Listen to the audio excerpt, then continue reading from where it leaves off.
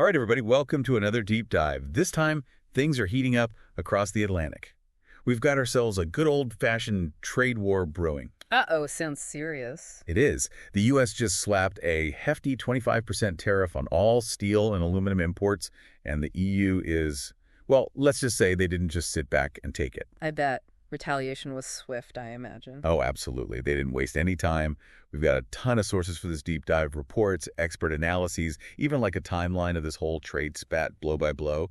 It's crazy. So we're really going to unpack this whole thing, huh? Like, what's the backstory? What's the beef? And what does it mean for, well, everyone? You got it. Yeah. We're going deep, figuring out what's really going on, why you should care, and frankly, what it all means for the U.S. and EU going forward. Their whole relationship. Sounds like a plan. Let's dive in. Okay, so picture this. Trump just kind of drops this bomb, 25% tariff, bam, on steel and aluminum from everywhere. Wow, that's a huge move. And the EU's response. Well, what's fascinating is how fast and strong they hit back. No messing around. It's like they were ready for it. Yeah, it's interesting. The EU Trade Commissioner was just in Washington last month, right? Trying to stop this whole thing before it even started. Yeah. It was all over the news.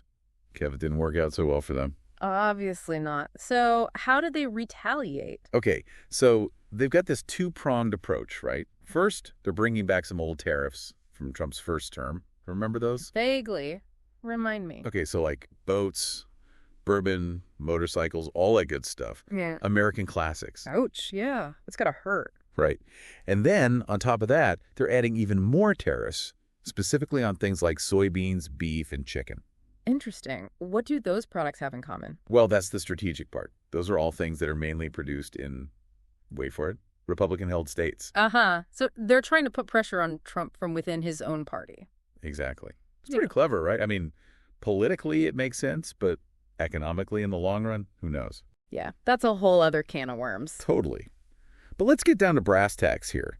What does this all mean for us, everyday people? Are prices going to go crazy on everything?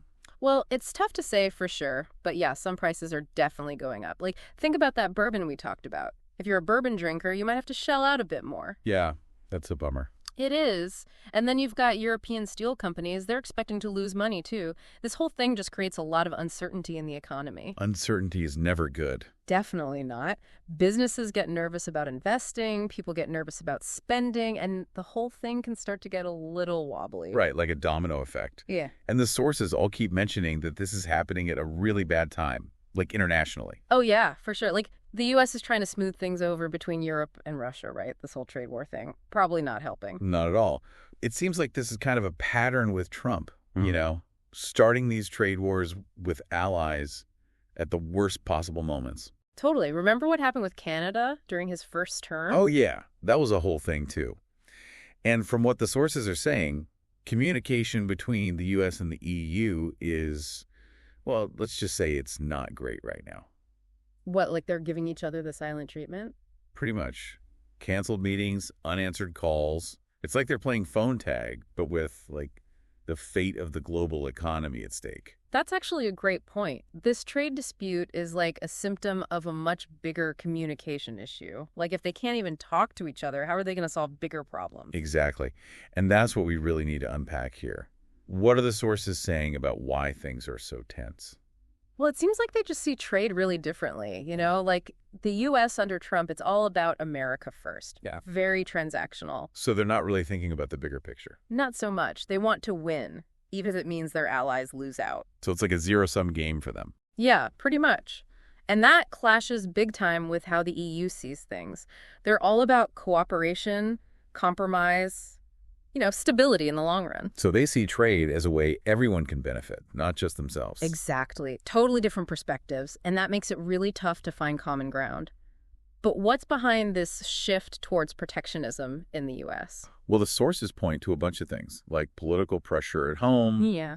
People are worried about losing jobs, and they want to reduce the trade deficit. Right, and there's this feeling that the U.S. has been taken advantage of in past trade deals. So they want to make it more, America-centric. Yeah, exactly. It's not all about economics. There's a sense of national pride in there, too. A feeling of fairness, at least from the U.S. point of view. So they're trying to level the playing field in their eyes. Yeah, you could say that. Yeah. But the question is, are these aggressive tactics really the way to do it? I mean, they're pushing their allies away. And what about all the rules of international trade? Yeah, good point.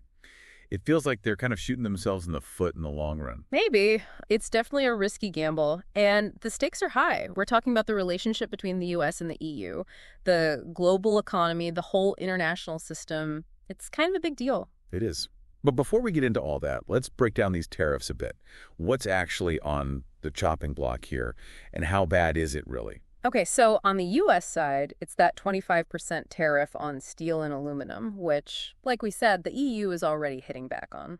Bourbon, motorcycles, orange juice, all that. Yeah, it's those poor Harley-Davidson riders. But things could get even worse, right? Oh, yeah. The sources say Trump is threatening tariffs on European cars. Now, that would be a game changer. Whoa, seriously?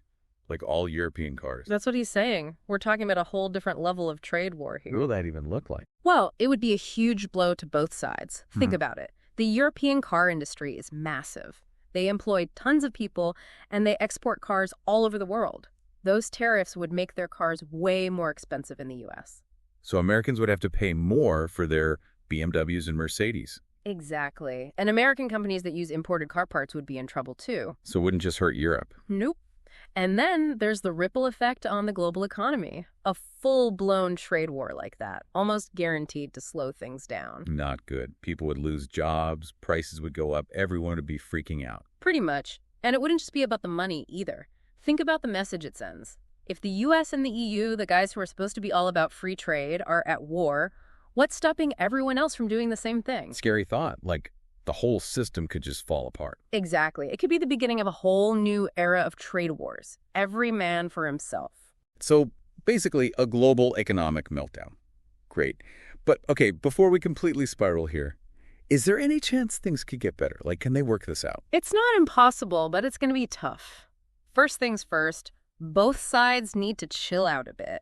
Less trash talk, more actual talking. Like couple therapy for world leaders. Yeah. They need to find a way to talk about their problems without throwing tantrums. And that might mean both sides have to give a little. Compromise, right? Exactly. The U.S. might need to back off on some tariffs, and the EU might need to be more flexible about certain things, like market access or regulations.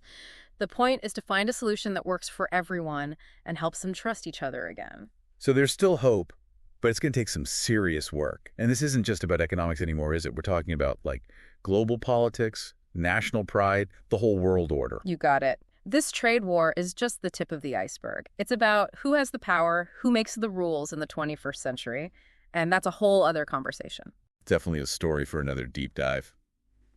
All right, so you're back, and we're moving from, like, the economic nitty-gritty to the big picture, the global scene. Because this whole trade war, it's not just about numbers. It's about power dynamics between the U.S. and the EU. Yeah, totally. We're talking geopolitics now. And, for decades, the U.S. and EU, they've been like the power couple of the Western world. But lately, things are getting kind of rocky.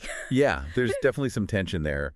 And it goes way deeper than just who sells more steel or bourbon. Yeah. This trade war, it's like a symptom of something bigger. Yeah. Like they have different ideas about, well, everything, how the world works, what their goals are, even who should be in charge, globally. Exactly. Like the U.S. under Trump, it's all about America first, right? They want to do their own thing, their way. Multilateral institutions, agreements, all that. Not so much. So they're kind of going rogue, like a lone wolf. Kinda, yeah. And they're not afraid to throw their weight around to get what they want, economically, militarily, all of it. So it's like the U.S. is this teenager who's like, I'm grown up now, I make my own rules. And the EU's the parent going, whoa, hold on a second. That's a good analogy. But seriously, it puts the EU in a tough spot, right? I mean, they still want to be friends with the U.S., but they're not happy with where things are heading. Yeah, it must be weird, like watching your friend change into someone you don't recognize anymore. Yeah. And kind of scary, too, right? Like, what's the U.S. going to do next? Totally. Unpredictable, maybe even a little dangerous. So how is the EU dealing with all this? Well, it's tricky. On the one hand, they're pushing back, like with those retaliatory tariffs, but they're also trying to keep the lines of communication open. salvage what they can of the relationship. It's a delicate balance, right? Standing up for themselves, but not pushing the U.S. away completely. So where does this trade war fit into all of this? It's a prime example of how economics and geopolitics are totally intertwined. The tariffs, they're not just about money. They're a way for both sides to be like, hey, we're powerful, we're not backing down. It's a power play, basically. Yeah. Like a game of chicken, but with, global consequences. And the winner gets to decide what happens next, Who gets to call the shots in the 21st century? Exactly. And this isn't the only area where they're clashing. The sources mention other points of tension, like defense spending, climate change, even the future of democracy itself. Oh, yeah, that's heavy stuff. What's the beef with defense spending? Well, the U.S. is pushing Europe to spend more on their own military, saying they've been relying on the U.S. for too long, they've been slacking off. And I'm guessing the EU isn't too thrilled about that. Not really. And they're also not happy about the U.S. pulling out of the Paris Climate Agreement. They want a more global approach to tackling climate change, working together. And of course, there's the whole China situation. Both the U.S. and EU see China as a rival, but they have totally different ways of dealing with them. That's a huge point. The U.S. is being very confrontational, right? Trade war, military buildup in the Pacific. But the EU is trying to be more strategic. Cooperate where they can, but also push back on things like human rights and unfair trade practices. So basically, the U.S. is ready to rumble, and the EU is playing the long game. You could say that. So, yeah, things are complicated. Power struggles, different worldviews. It's a mess. And don't forget about all the political drama happening within each side, too. Oh, yeah, totally. Both Trump and European leaders, they have to answer to their own people, right? And that definitely influences how they act on the world stage. Like, Trump campaigned on America first. He has to show his supporters he's keeping his promises. Right, so he can't be seen as backing down. And what about Europe? Well, there's a lot of populism and nationalism popping up over there. Lots of people are skeptical of the EU and don't want more integration. So it's hard to get everyone on the same page. It sounds like both the U.S. and EU are trying to play this global chess game with, one hand tied behind their backs. Exactly. So with all this going on, what's going to happen to the U.S.-EU relationship? Are they headed for a breakup, or can they patch things up? I mean, they're definitely not in a good place right now. All that trust they built up over the years, kind of gone. And they're starting to question all those shared values and goals they used to have. Yeah, it's not looking good. But let's not forget, they've been through a lot together, They still have a ton of common interests, especially when it comes to security, trade, and tackling global issues like climate change and terrorism. So there's still a chance they can work things out. Maybe, but it's going to take a serious effort. They need to start talking to each other again, really listening. And they might have to swallow their pride and make some compromises. So maybe not a breakup, but definitely a turning point in the relationship. And as they figure things out, it's important to remember that all of this affects us too, right? Oh, absolutely. What happens between the U.S. and EU, it has ripple effects all over the world. It affects everything from the prices we pay for stuff to how safe our countries are to, the future of the planet. So it's not just some far-off political drama, it's personal. It is, and that's why we all need to pay attention, get involved, make our voices heard. Okay, that's a good point. But before we wrap things up, let's not get too bogged down in the negativity. I mean, every cloud has a silver lining, right? Yeah. All this change and uncertainty, it also creates opportunities, for new ideas, new collaborations, new kinds of leadership on the global stage. It's not all doom and gloom. Interesting. So while the U.S. and EU are busy with their drama, is anyone else stepping up to fill the void? Oh, yeah. There are definitely some contenders waiting in the wings. And that's where we're heading next. We'll explore this new global landscape, see who the rising stars are, and what it all means for the future. Okay, so we're back, and things are about to get really interesting. We've talked about the U.S. and the EU, their little spat, but while they're figuring things out, are there other players, waiting in the wings to take center stage? Oh, absolutely. It's like they've created this vacuum on the world stage, with all their drama. And other countries are definitely looking to fill it. So it's like a global Game of Thrones. Who are these new contenders, these rising stars, and what are they bringing to the table? Well, the most obvious one is China. They've been growing their power economically and militarily for decades. And they're getting more and more assertive about, asserting their influence. Look at their Belt and Road Initiative. They're investing tons of money in infrastructure projects all over the world. And their military, they're beefing that up too, especially in the South China Sea. They're definitely making moves, that's for sure. But do they really have what it takes to be a global leader? Like politically? That's the big question. Economically, they're a powerhouse, no doubt about it. But their government, it's not exactly a democracy. And their human rights record, let's just say it's not great. Those things could be a problem if they want other countries to trust them, to see them as a leader. Yeah, that makes sense. They've also got some problems at home, right? For sure. Their economy is slowing down, they've got environmental issues, and there's some social unrest brewing, so they're not invincible. So China's a contender, but maybe not the only one. Who else is out there making waves? Any dark horses we should be watching? Well, India is definitely one to watch. Huge population, their economy's growing fast, and they're a democracy. They also have this long tradition of non-alignment, not taking sides in international conflicts. That gives them a lot of independence. So they could be a real wild card. But they've got their own issues too, right? Oh, yeah. Poverty, inequality, religious tensions, the list goes on. They've got a lot to work through if they want to be a major global player. Okay, so China and India are on the rise, but what about other countries? Like, are there any regional powerhouses that are kind of punching above their weight? Absolutely. Brazil, for example, they're a major force in South America, economically and diplomatically. They're also big advocates for multilateralism and protecting the environment, working together globally. And what about Russia? They're back in the news a lot these days. Yeah, they're definitely back on the scene after being pretty isolated for a while. They've still got a powerful military, a huge nuclear arsenal, and they're not afraid to use force, to get what they want. Plus, they're really good at that whole propaganda and disinformation game. They can cause a lot of trouble that way. So they're a force to be reckoned with, but maybe not the kind of leader the world needs right now. It sounds like we're moving away from that one superpower idea, like with the U.S., and into a world with lots of different power centers. You hit the nail on the head. That's exactly what's happening. The era of one superpower calling all the shots is over. We're in a multipolar world now, lots of different players, constantly shifting alliances. It's a lot more unpredictable. That sounds, well, a little scary, to be honest. Is this new world going to be more dangerous? It's hard to say for sure. It could go either way. On the one hand, you've got more balance. No single country can just dominate everything. But on the other hand, you've got more potential for competition, for countries misjudging each other, for things escalating into conflict, especially in certain regions. So basically, more players could mean more cooperation or more conflict. It all depends on how they play the game. So what are the big factors that will shape this new world order, for better or for worse? It comes down to choices. What kind of world do these emerging powers want to create? Will they cooperate with each other, work together to solve global problems? Or will they just look out for themselves, even if it hurts everyone in the long run? Will they follow the rules, respect international law and human rights? Or will they just do whatever they want? So the future's not set in stone. It's up to them. But it's not just about world leaders, right? What about us, everyday people? What can we do? That's such an important question. We may not be presidents or prime ministers, but we're not powerless.